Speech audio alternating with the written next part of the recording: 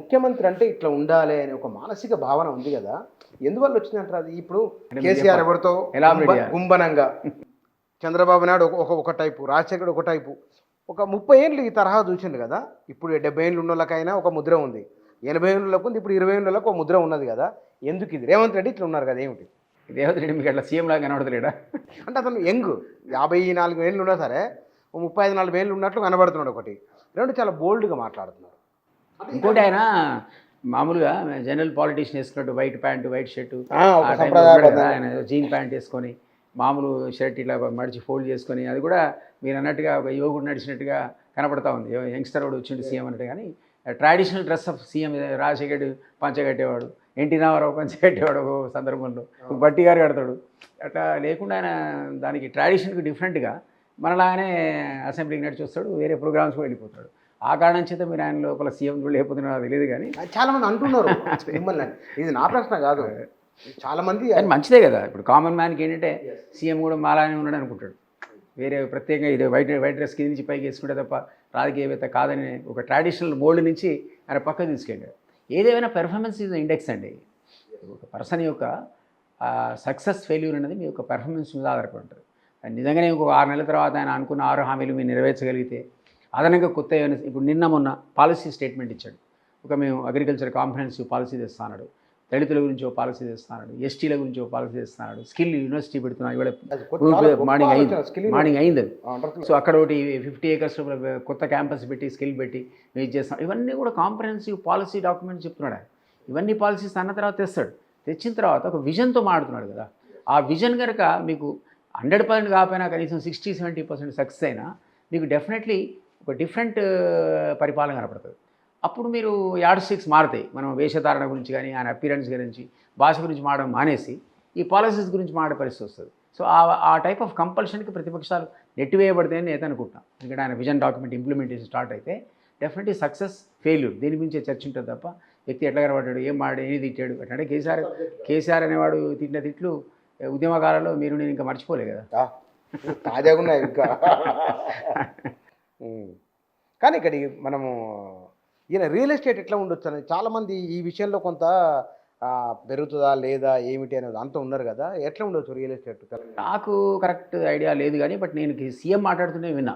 అది ఒక ఇంటర్వ్యూలో ఆయన ఏమన్నాడంటే, నేను వచ్చిందే రియల్ ఎస్టేట్ నుంచి అన్నాడు. నేనే రియల్ ఎస్టేట్ వ్యాపారం చేసినారడా చేసి మీరు చూడండి నా ఆధ్వర్యంలో రేపు రాబోయే రోజుల్లో రియల్ ఎస్టేట్ రంగం అన్నది ఇంకా ఇంకా అభివృద్ధి చెందుతుంది. మీరు ఊహించని రీతిలో దాన్ని ఇంకా మల్టిప్లై చేస్తాను నేను. ఆ డిమాండ్ కూడా పెరుగుతుంది. ఆ విజన్ నాకు ఉందన్నాడు. నేను విన్నాను ఆయన మాట్లాడుతుంటే. అది ఎక్కడ ఇంటర్వ్యూ నాకు జ్ఞాపకం లేదు కానీ అమెరికా ఆటా సభలో మాట్లాడా లేకపోతే మన దగ్గర విన్నాను. ఆయన ఆ మాట అన్నాడు.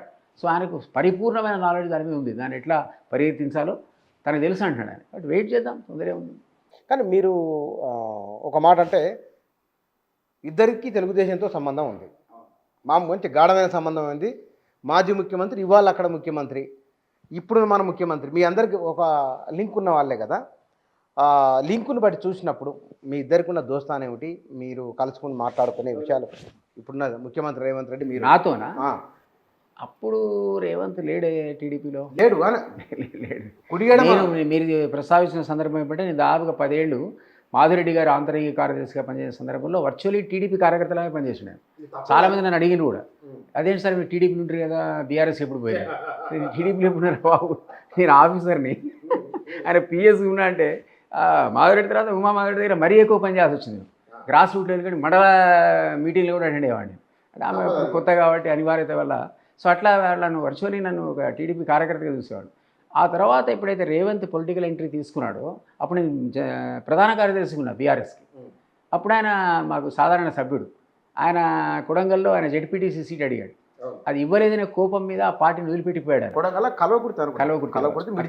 ఎక్కడిచో ఆయన కాంటెస్ట్ చేశాడు. ఆ సీట్ అడిగితే కేసీఆర్ ఇవ్వలే. నేను జనరల్ సెక్రటరీ ఉన్నా పార్టీకి. అప్పుడు ఆ కోపం మీద వెళ్ళిపోయి పాపం ఇండిపెండెంట్కి గెలిచాడు. తర్వాత ఇండిపెండెంట్గా ఎమ్మెల్సీకి గెలిచాడు. అట్లా స్టార్ట్ అయ్యి టీడీపీ పోయాడు.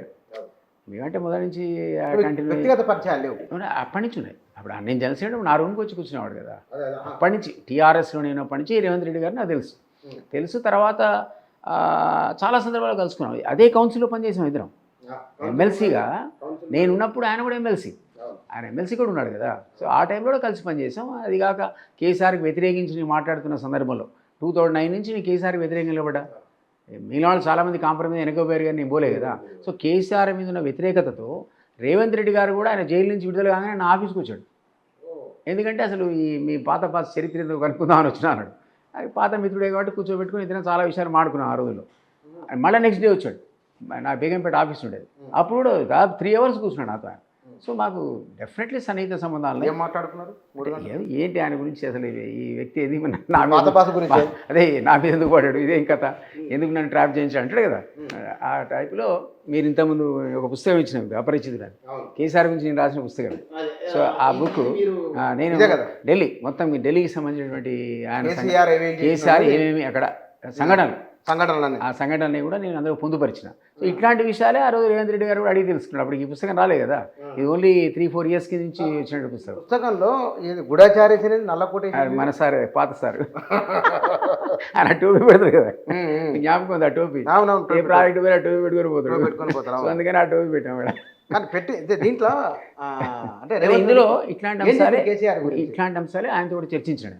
ఇట్లా ఉండేది ఆయన యాక్టివిటీ, ఇట్లా ఉండేది అని. ఆ తర్వాత కూడా ఆయన సీఎం అయినాక పాపం ఏ మాట కామాట నేను ఆల్మోస్ట్ విదిన్ ది 6-7 monthsలో 8 monthsలో ఆయన 6 times కలిసిన. నాకు అవకాశం వచ్చింది. అంతకుముందు పాత సీఎం వెళ్ళడానికి ఛాన్స్ దొరకలేదు నాకు, నేను ప్రయత్నించలేదు. ఆయన అసలు మీ జ్ఞాపకం ఉంటే మహమూద్ అలీ పొద్దున్న సాయంత్రం దాకా వెయిట్ చేసి హోమ్ మినిస్టర్ ఉండే, సాయంత్రం 7 విలేకరులు అడిగింది ఏమైంది కలిసి రాసి అంటే రేపు రమ్మన్నాడు అన్నాడు. మార్నింగ్ ఈవినింగ్ వరకు వెయిట్ చేసి నాయన సైడ్ అన్నాడు, ఎల్లుండి రమ్మన్నాడు అన్నాడు. ఆయన కూడా హోమ్ మినిస్టర్ ఉండే. అంటే హోమ్ మినిస్టర్ కూడా రేపు రా ఎల్లుండిరా అనేటువంటి అవకాశం అనేది మా పాత పాసుకునేది. అంత టిపికల్ పర్సన్ ఆయన.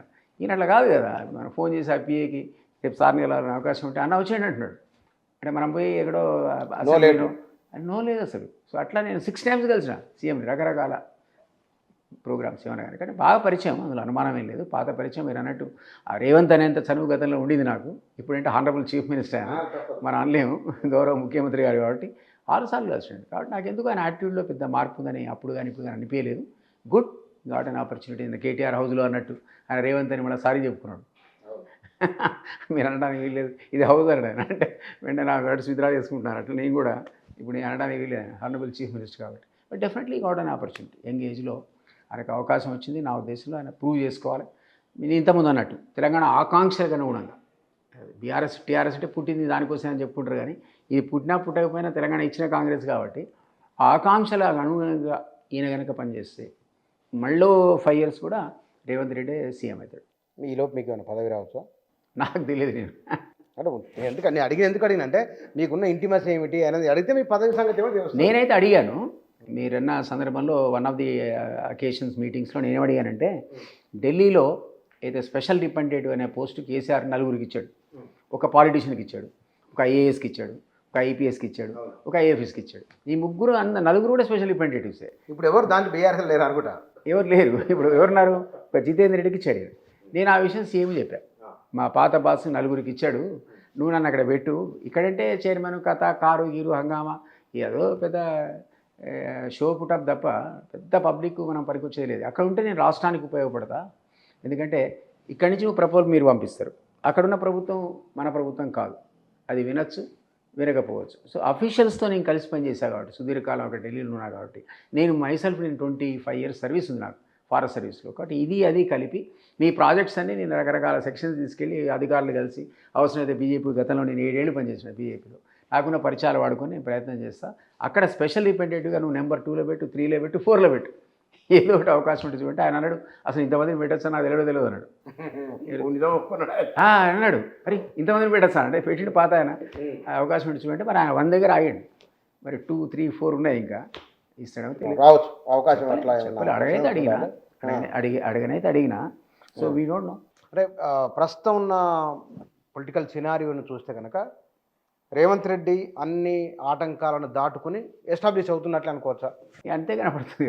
ఇప్పుడు ఇంతకుముందు ఒక ఎగ్జాంపుల్ ఇవ్వను మీకు. బీజేపీ బండి సంజయ్ ఉన్నప్పుడు నేను ఆ పార్టీలో ఉన్నప్పుడు ట్రయాంగులర్ కాంటెస్ట్ కింద ఈ రాష్ట్రంలో ఈసారి ఏమన్నా హంగ్ అసెంబ్లీ వస్తుందని అనుకున్నాం. బండి సంజయ్ తీసినా కొలాప్స్ అయిపోయింది ఆ పార్టీ. ఈరోజు కాంగ్రెస్కి పోటీ లేనటువంటి పరిస్థితి ఏర్పడ్డది. ఇప్పుడు అప్పుడు నిజంగా కూడా అప్పుడు టీఆర్ఎస్ మనం తీస్తే తొక్కితే ఎవరు అని చూస్తే రేవంత్ రెడ్డి తప్ప టాల్ పర్సన్ ఎవరు కనపడే. ఆయన డెఫినెట్గా తనకున్నట్టు పుచ్చుకున్న అవకాశాలను చాలా ఎఫెక్టివ్గా వాడుకున్నాడు. అద్భుతమైన మీటింగ్లు కండక్ట్ చేశాడు. ఎట్లా ఆర్గనైజ్ చేశాడో తెలియదు. అపారమైన జన సమీకరణ కూడా చేయగలిగాడు. ఈ హస్ ప్రూవ్డ్ ఈజ్ వర్త్.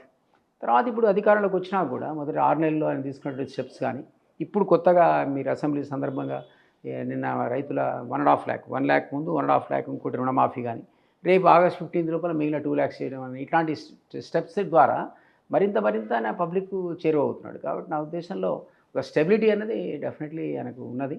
ఇది కొనసాగుద్దని నేను అనుకుంటున్నాను.